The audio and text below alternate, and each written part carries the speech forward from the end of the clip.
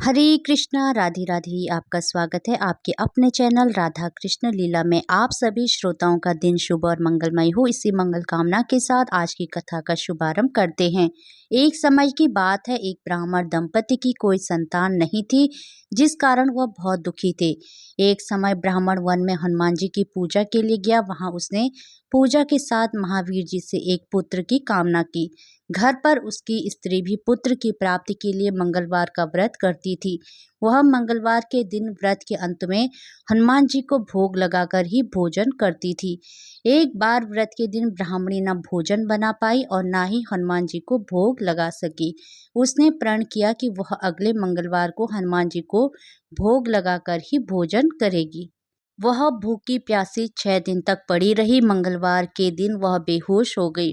हनुमान जी उसकी निष्ठा और लगन को देखकर प्रसन्न हुए। उन्होंने आशीर्वाद स्वरूप ब्राह्मणी को एक पुत्र दिया और कहा कि यह तुम्हारी बहुत सेवा करेगा। बालक को पाकर ब्राह्मणी अति प्रसन्न हुई। उसने बालक का नाम मंगल रखा। कुछ समय उपरांत जब ब्राह्मण घर आया तो बालक को देख पूछा कि वह कौन है। पत्नी बोली कि मंगलवार व्रत से प्रसन्न होकर हनुमान जी ने उसे यह बालक दिया है। ब्राह्मण को अपनी पत्नी की बात पर विश्वास नहीं हुआ। एक दिन मौका देख ब्राह्मण ने बालक को कुएं में गिरा दिया।